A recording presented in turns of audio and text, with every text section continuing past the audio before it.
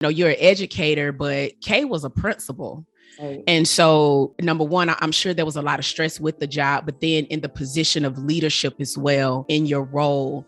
And then going into that relationship romantically, did you find yourself leading kind of the same way? Or did you feel like you had to be loved by who you are or what you do? Does that make sense? Like, did you feel like, okay, in order to be loved, I have to perform a transaction? Yes, that makes sense. I will say that those relationships functioned in my role as a principal. Right. And Okay. I can say that now because those things were said to me during the relationship, like, calm down. It can go a different way.